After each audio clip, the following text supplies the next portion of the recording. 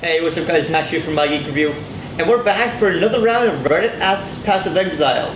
This has been 4 months since they released the game, and now we're with Chris to get down to some of the nitty gritty about some of the new stuff that's coming out. Good to be here. So everything Yeesus asks, is it intentional that some mods on items are much less valuable than the others? They're talking about the flat regen, thorns, etc.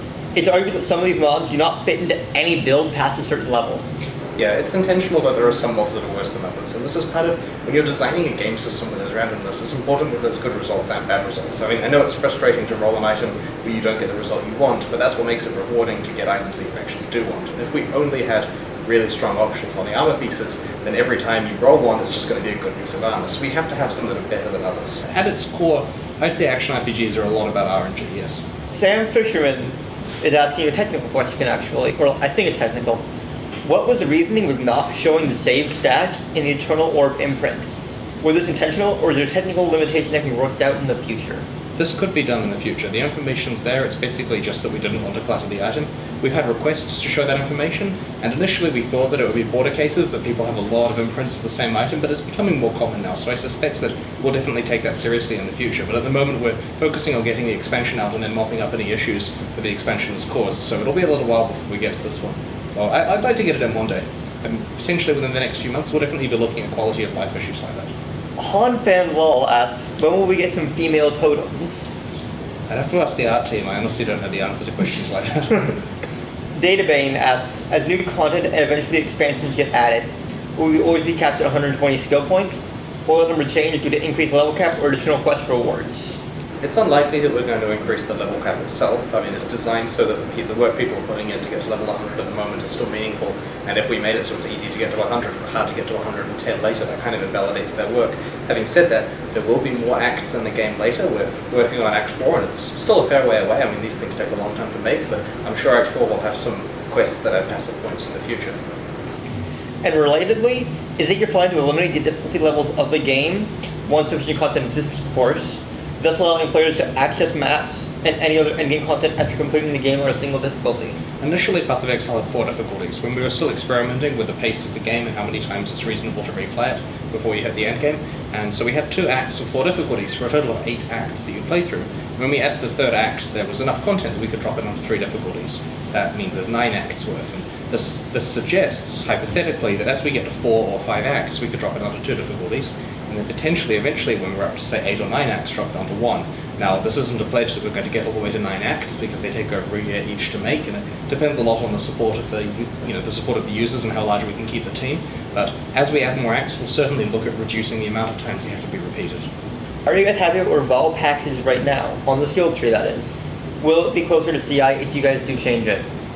I'm not sure about the position, to be honest. I mean, we have been discussing Vaal Pact a lot internally because we're reviewing a lot of the more powerful game systems, and Lich comes up. I personally don't have any opinion about its location on the tree. We're kind of more discussing its position in the game in general, how Lich is going to work in the future. And as we introduce these 4-month leagues, it's a good opportunity to make large changes to the metagame balance like that. It may be that there are still changes to be made to Lich before the patch comes out, or it may be that we leave it alone for this 4 months, but I don't have anything particularly to comment on about its position in the tree itself. Xbox King 1994 asks, is there any plan to add an option to tone down or turn off spell effects and world particles such as rain, fog, smoke, etc.? Because some parts of the game kill the FPS, such as the Dominus fight, and grouping with others is near impossible. We're working hard on increasing performance on all the computers, and we've done quite a lot in the last year to make it better. For example, making a particle mode that renders them much lower resolution and scales them up for certain things like fog, and we have a lot more improvements in the future planned. We'd rather increase the performance that way with optimizations rather than have spell effects turned off, because there's a lot of important information that's signaled there, and while it's very likely that the game will perform a lot better in the future on worse machines, it's probably not going to be a solution like being unable to see other people's spell effects. And I sympathize with users who are running it on less powerful machines, but the problem is, if we enable a mode like that, people will not only turn it on and lose information, which reduces the experience they get, but it will also mean that screenshots of the game that they take will look quite bad, and it's very hard to get them to turn the mode back on in the future. And we run into this problem, for example, you can turn shadows off in Path of Exile. So we see pictures people have posted showing off these beautiful microtransactions, and they're trying to show off all the characters, but they don't have shadows on, which makes it look really, really bad. And if we were to remove the no shadows option, that would be met with massive outcry. So we've done a lot to improve the speed of shadows, and we're hoping that people realize they can turn the shadows back on without a major performance hit. You Zephyr Dragon asks, can you spoil any upcoming skill gems? Well, in the Sacrifice of the Vaal expansion, which is, all the information is getting announced this Friday PST, which is tomorrow as of the time we're recording this, we're introducing 12 or 13 new variations of existing skill gems, the Vaal versions of them, and there's going to be a lot more of those coming in the patches during this 1.1.x series patches. We've also got a new skill which is currently slated for 1.1.1, and this one players have requested. I'm not going to spoil exactly what it is, but I'm sure they'll be pleased to see it. So you mentioned that you have new skills of new versions of older skills. What's your favorite one you guys are re-releasing as a Vaal skill? My personal favorite is Detonate Dead, and this is partly because you can currently just lead all the monsters in a level over to one place, slaughter them, then explode the corpses, it chains from one to another, and you can do crazy things with it. Back when I was a kid, I used to play the game Syndicate Wars. You could stack high explosives and giant piles and make lines of them across the map. When you shoot one, they all go off in a chain reaction. It feels just like that, so it brings back good memories. Tonight, Jaden asks, what is the final phase / finished product in terms of overall conceptual design for Path of Exile? Which you touched upon briefly, maybe you'd have more action in the future. They're basically asking what is a 2, 5, and 10-year plan right now? Path of Exile is unlikely to ever be finished, insofar as the fact there will always be more stuff to change, and that's because we've designed it to withstand changes for a long period of time. And the 2, 5, and 10-year plan depends an awful lot on how the game goes. If each expansion is better and better than the last, and we can keep adding to it, and we keep having the financial resources to do so, then the 10-year plan is looking a lot better. So I would say that 2 years from now, a lot of the quality of life issues are fixed. We'll have released Act 4, and there'll be a ton more stuff. 5 years from now, well, it's very likely there'll be more acts added to the game. I mean, it's getting difficult to predict this far out, but I'd expect some seriously new game systems after 5 years.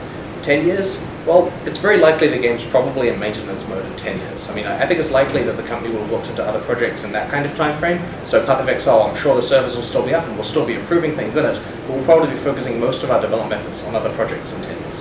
You Zergnays asked, I wish I could purchase stuff in the store with Doge coins. Do you plan to implement cryptocurrency payments? Cryptocurrencies are a cool novelty. We may add, for example, Bitcoin payment in the future. It's just that we're careful not to dilute the store page with lots of confusing payment methods, because the most important part of the process is the point where we actually ask the user for the money in terms of the shop. And if there's a lot of confusing things that scare people, we kind of don't want to make it difficult for them to give us money at the last stage where they've already decided to buy something. So we don't get enough emails at the moment begging for Bitcoin or other cryptocurrencies to be added, so if you really want them to be added, send me some begging emails. You guys heard it. We'll put his email right around here on the screen, if you're okay with that. Yeah, my email address is really easy to find. Just click my name on the forum, and it finds it. You talked about the microtransactions, and I know when we first met, you guys were very, very happy to announce that you would be taking the game and payment only for microtransactions, and that would be for cosmetic choices only. Right. Are you guys still happy with that decision? Yep. And have you decided that, maybe this was a bad idea, maybe we should redo this? A lot of journalists have asked me this question today. 4 months ago, you said you were doing cosmetic only microtransactions, so how did that pan out? With kind of a tell us your story of failure kind of vibe to it. But honestly, it's worked really well. The users are very generous, and they're supporting us at a good level, and we love more revenue in the future, so keep buying them. But so far it's going okay. I mean, it's a good happy point where it's enough to slowly expand the company and to keep producing content, so there's no problem there. And it's a place where individual contributions from the users still matter a lot in terms of buying new content, so you're not throwing it on a giant money pile, which is already too high. So, it's working out very well. Well, I mean, giant piles can then be spent on improving the game in other ways that we may not have even considered yet. It lets us work on other projects, and it lets us, have a share of the giant pile for ourselves, which is the one-day goal. That's why we, formed a company in the first place, right? When new acts are added, will there be new voice acting added also? And why doesn't the Shadow get a go with God or back into the ground with you line? Interesting. Well, we do plan to add more voice acting. There's actually a little bit of voice acting added in the Sacrifice of the Vaal expansion. Queen Atzeri has some lines that she says. That's pretty cool. And there's a ton more planned for the future. Specifically with regard to the Shadow voice acting, I'm not sure. I mean, I'm not involved in every part of that process. There's a really capable creative department who, they write the lines, they record it, they put it in the game, and I honestly find it out the same day that the users see it for a lot of the content. Why doesn't Acrobatics convert armor to evasion? People criticize Acrobatics for various reasons, and we've improved it in the past, but we're quite happy with where it sits in terms of providing a different type of defensive option for those characters. What do you have to say regarding your inflexibility on your vision for the sake of the casual players? I'm going to interpret that question as you've designed the game for hardcore players. This makes it difficult for casual ones, and you're being inflexible about that. We've tried to be a bit flexible. There are many areas, like for example, to do with loot allocation, where we strongly believed it was better to have free-for-all loot allocation, and then we strongly believed that, all right, short allocation will probably solve the problem, but we listened to the users and added various allocation options. And there are some parts that are core to the way that the game works that we're inflexible on because it's actually better that way. It's more fun. You know, it's important that there is the ability for players to lose things, that players have to make decisions rather than being able to arbitrarily respec, and we think the game is better that way. And we could change the game in a way so that you can blaze through it really fast and have the time of your life for like one day, and then there's no reason to play anymore. But that's not good for the players, and it's not good for us as a company either. We want to make a game that's very replayable, that people come back to, play lots of different characters, and that is a kind of hardcore game at heart.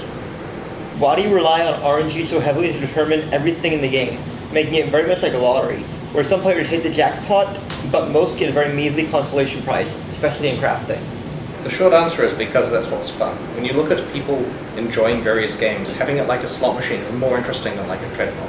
And a lot of people say, Chris, you should take away the random chance for different items and just have it so after X amount of hours you get a reward. The thing is, that's not interesting. You know, you don't want to just like mindlessly play the game waiting for the 300 boss runs to count down when you get the thing. You know, there's no excitement that you're going to get at that time. Whereas having it so it averages, so you're getting it 1 out of every 200, which means some players will get it immediately and they'll be able to show it off and it's exciting, and other players will be striving for something and eventually maybe they'll trade for it instead of something else they found. It's far more interesting when there's more variance. I'm definitely a big proponent of variance in game design. Why are fun builds so heavily gated by a high gear requirement? I think this is basically just chance. There have been fun builds in the past that are very easy to make. Like look at Facebreaker, for example. That's a relatively easy to obtain unique. You throw it on, you get a couple of skills and you smash the monsters, and it's some of the best fun you can have as part of Exile. And it's true that a lot of the most enjoyable builds do require good items, but this is partly because the players are experiencing the joy of putting together a character that was difficult for them to put together, and then having fun doing something that other players can't do. USiva ST asked, in Anthene's interview, you said SFL would be detrimental to players' experience because when a good item drops, if it's not for your build, you'll be disappointed because you could not sell it. But, on the other hand, it has been stated many times that rerolling characters and trying different builds is the core of passive Exile replayability. I find those two things totally contradictory. Could you elaborate? This is assuming that a self-found league allows you to move the items to your other characters. I believe when I was answering the question, I was using the assumption that in the self-found league you'd be finding items for yourself, and I agree there are options for self-found leagues where you could move the items to other characters, and hence you've got the replayability of finding an item on one guy and moving it to another. That's something, and I agree that would be more fun than constraining it to a certain character, so I apologize if I misinterpreted the theme's question as it was initially stated in the other interview. However, we believe that being able to trade the items between characters is much more interesting than being limited to only being able to use on your own characters. And I mean, it comes back to the core action RPG thing, where the reason why you value the item is because other people look at it and say, dude, you found that, dude, can I just have it, please, just give it to me. You know, it feels really good to have stuff that other people want. At least as action RPG players ourselves, that's what we remember loving about those games, and what we love about Path of Exile. Well, it's cool to just have stuff that other people don't have, and the fact they could get it from you if you chose to give it to them is a lot of fun. I understand players want self-found leagues, and we do have some ideas in the works that mirror some of the properties of this without necessarily taking every suggestion they have. So there's stuff on the horizon, not in the next week, not in the next month, but we're looking into things that will hopefully appease some of the demand for this type of game. Alright. That's going to be quoted out of context for a long time, but we are actually listening to the feedback on this. What's up with Templars never getting pants? We expect more chest armor skins to include pants. The specific reason why Templars don't include pants is because when we initially designed the armor pieces, we made multiple different tiers of them. We did that by designing pieces with pants, like some of the high-level pieces, and then we simplified them down for the lower ones, and in doing so, the pants were removed. So that's why there are no pants. Now, the artists know this, and as soon as we can put the budget towards redoing armor pieces, there'll be some amazing armor pieces with pants. However, it costs a lot of money to redo the armor pieces, you know, in the order of hundreds of thousands of dollars, or more if you want to do them really nicely. So, at the point that we can justify spending the money on an aesthetic revamp of the armor pieces, then we'll look into doing that. It's likely there are probably more pants in the future. Now, I might be able to comment that there's some microtransaction effect in 1.10 that might involve pants, but this is just some armor pieces that we're introducing to the game. I can't remember if they do. They better do. I mean, it's pretty awesome armor. You Pretty Partisan asks, what are the future plans for Paths of Exile? Stick with microtransactions forever, or are there any plans to go commercial and charge for it like a regular game? It's too late to charge for it like a regular game because it's already available for free. And we're not going to turn around and make future expansions cost money. There's been discussion of things like using the engine to make like a single player game or something else maybe, but this kind of stuff is years down the track. It'll be a separate project. We don't really know what's going to happen there. For the time being, it's focusing on the core Path of Exile experience, which is a free game and it has microtransactions. And as I mentioned earlier, the microtransactions are working really well. I don't see any need to change the business model. All right, Chris, that's a great answer. We appreciate your time. Thank you very much. Thank you very much.